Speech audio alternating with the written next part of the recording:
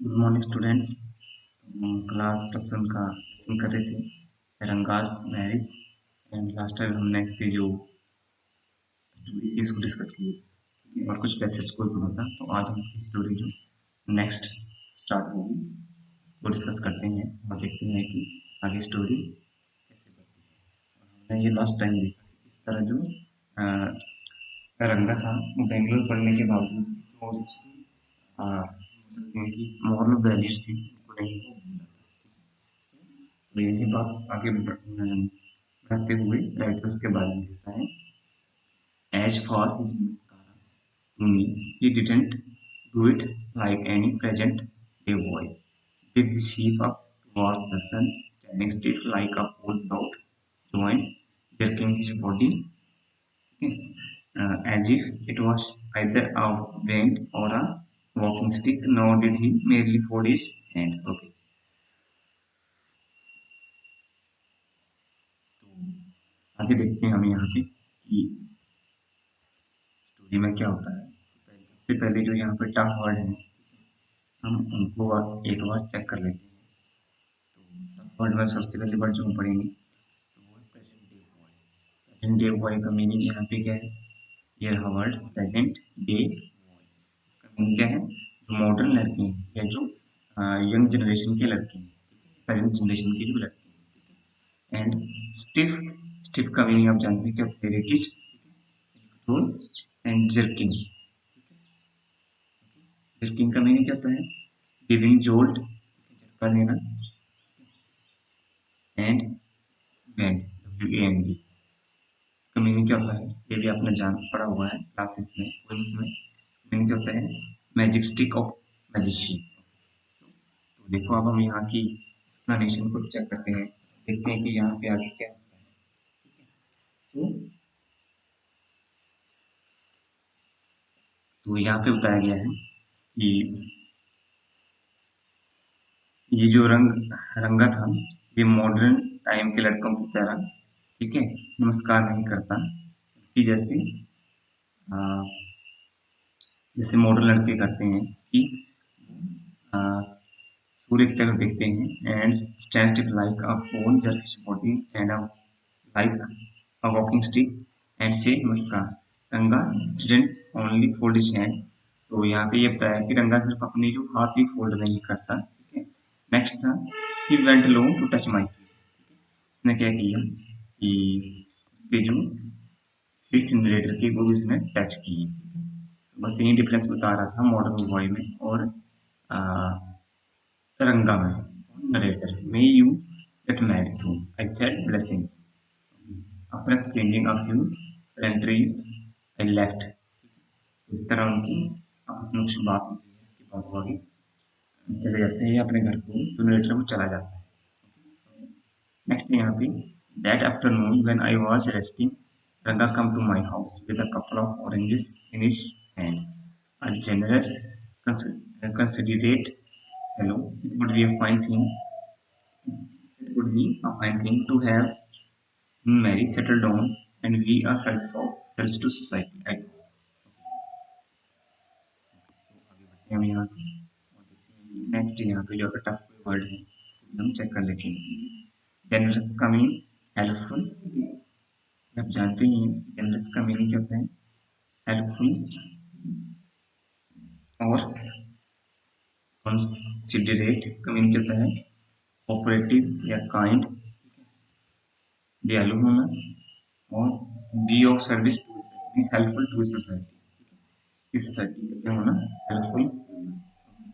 सो तो next next matter ये बताता है उसी आफ्टरनून क्या हुआ कि जो रंगा था वो मेरे घर आया और उसने क्या किया था, अपने उसके हाथ में कुछ ऑरेंजेस थे। ठीक है, और नेटली ये सोचता है कि जो रंगा है वो काफ़ी ज़्यादा हेल्पफुल और काइंड पर्सन है और अब ये बेटर होगा कि वो शादी कर ले और सेटल डाउन हो जाए और वो और भी ज़्यादा सोशल बन जाए, सोशल सोसाइटी की वो हेल्प करे। नेक्स्ट बढ़ते हैं हम यहाँ पे आगे देखते हैं। For a while we talked about this and that.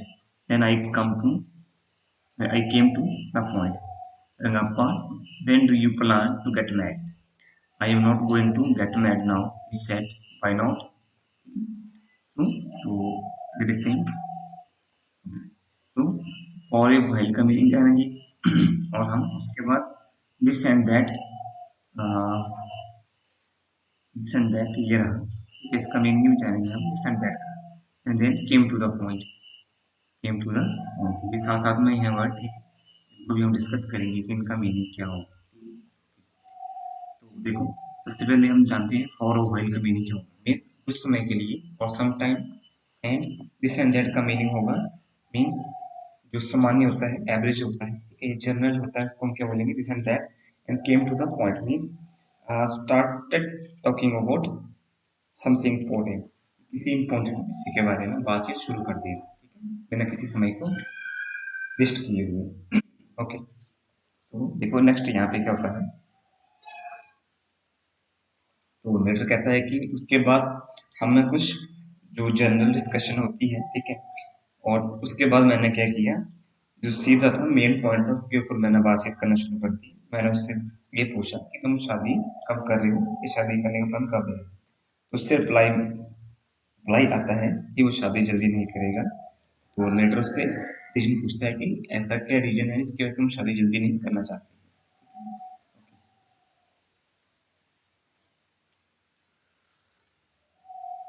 तो नेक्स्ट बढ़ते हैं और देखते हैं यहाँ पे. तो उसका जवाब वहां से आता है.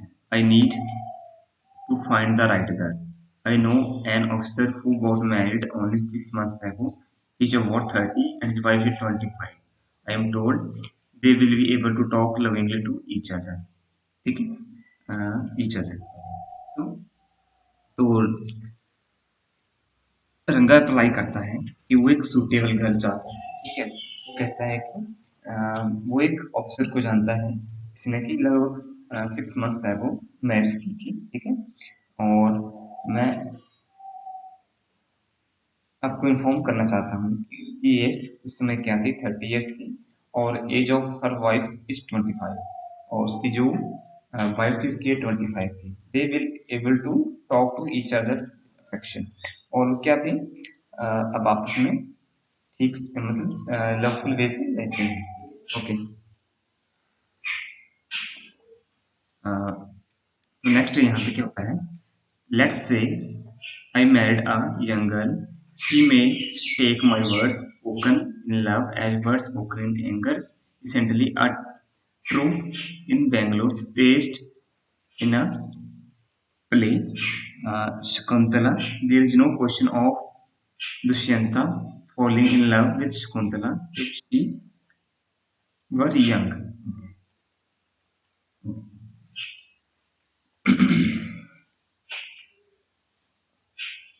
ठीक है, तो हम आगे बढ़ते हैं. तो देखो आगे क्या होता है स्टोरी में. अ, तो अब जो रंगा था वो लड़के से कहता है कि तुम अज्यूम करो, ठीक है, कि मैं क्या करता हूँ, एक यंग गर्ल से शादी करता हूँ. She may consider my words of affection as a words of anger. वो क्या करेगी, जो मेरे वर्ड्स होंगे अफेक्शन के उनको कंसिडर करेगी as the word of anger. Recently, तो वो क्या करता है कि हमारे जो ट्रूप होते हैं, ठीक है, तो उन्होंने क्या किया, जो शकुंतला प्ले था उसको परफॉर्म किया था स्टेज पे. ठीक है, तो यहाँ पे नेक्स्ट वो ये करता है. If Shakuntala were a young girl, just like brides of this day, Dushyanta would not have fallen in love with her. तो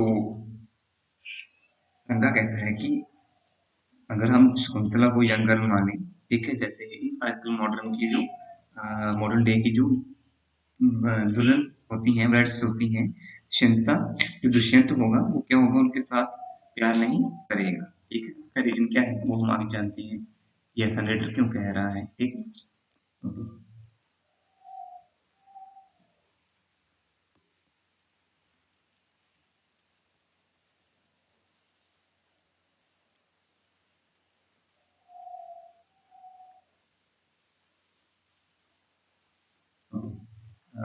नेक्स्ट है यहाँ पे.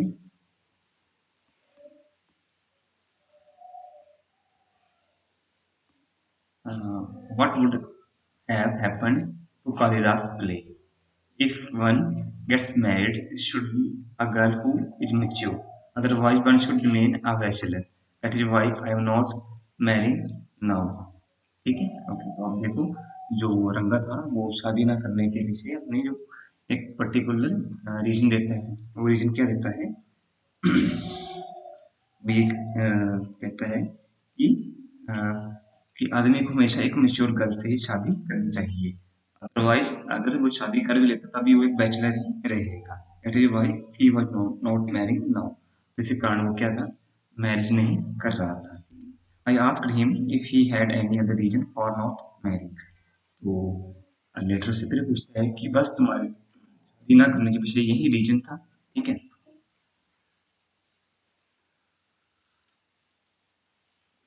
तो नेक्स्ट देखते हैं कि वो क्या अप्लाई करता है। तो नेक्स्ट है यहाँ पे, a man should marry a girl he admires but we have now he arranged sorry what we have now are arranged marriages.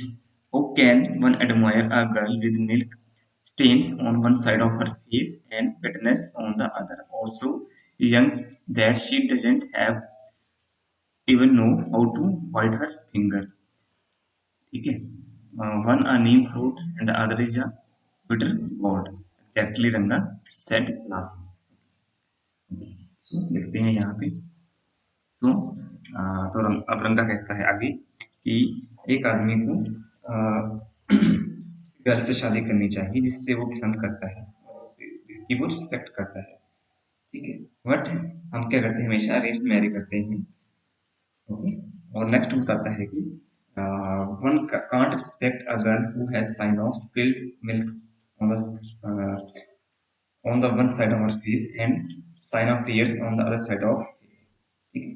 और a girl who doesn't know how to eat by herself later has used to the expression to symbolize an immature girl। देखो यहाँ पे जो रंगा है वो यही बात कहता है कि हमें ऐसी लड़की से शादी नहीं करनी चाहिए जो क्या क्या इमेच्योर, ठीक है। और उसके पीछे मैं रीजन पहले ही बताया था मैंने आपको कि इसके पीछे रीजन क्या रहेगा, ठीक है, ओके। ऑन सॉरी नेक्स्ट जो तो उसके बाद जो लेटर है वो रंगा से कहता है that it would be situation of A Neem and A bitter गोड, ठीक है। रंगा लाफ्ड एंड एग्रीड, इससे क्या होता है, रंगा जो है राइटर से एग्री हो जाता है, उसके साथ वो हंसता है। नेक्स्ट है नेक्स्ट पैराग्राफ में, I was stressed that the boy who I thought would make a good husband had decided to remain a bachelor. After chatting for a little longer, Ranga left. I made up my mind right then that I would get him married. Okay. So, तो देखो, distressed का meaning क्या होता है, ठीक है, मैं आपको हाईलाइट कर देता हूँ। डिस्ट्रेस्ड का मीनिंग होता है अनहैप्पी, ठीक है, जो कि नाखुश रहे। चैटिंग का मीनिंग, ठीक है, तो आप जानते हैं चैटिंग का मीनिंग, कॉमन सा वर्ड हो गया आजकल ये, आपस में बातें करना। And made up my mind, ठीक है, made up my mind means decide करना, ओके। तो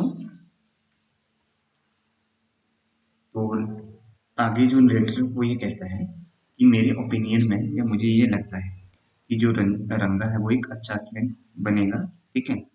परंतु मैं ये सुनकर काफी ज्यादा अनहैप्पी हुआ, अनहैप्पी था या नाखुश था कि जो रंगा है उसने बैचलर रहने के बारे में सोच लिया है या डिसाइड किया है, ठीक है। एट दैट इंस्टेंट, उसी क्षण मैंने ये तय किया कि मैं रंगा की शादी करवाऊंगा, ओके।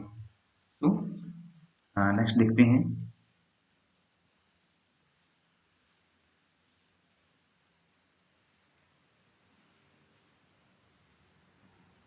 नेक्स्ट है यहाँ पे, Rama Rao this a pretty girl of 11 had come to stay with him.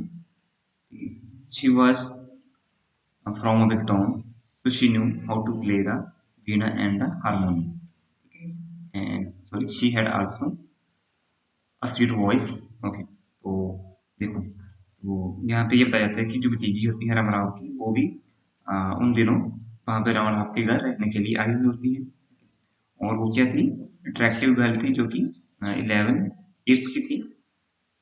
वो बड़े शहर से बिलोंग करती थी, इसी कारण वो ये जानते थे कैसे जो वीणा है और हारमोनियम प्ले किया जाता है। साथ में उसकी जो वॉइस थी वो काफ़ी ज़्यादा स्वीट थी। ठीक है, ओके। और यहाँ पे आगे जब बताया जाता है कि उसके जो पेरेंट्स थे वो अ, उनकी डेथ हो चुकी थी। तो बाकी का चैप्टर हम नेक्स्ट टाइम पढ़ते हैं। आज के लिए इतना काफ़ी है।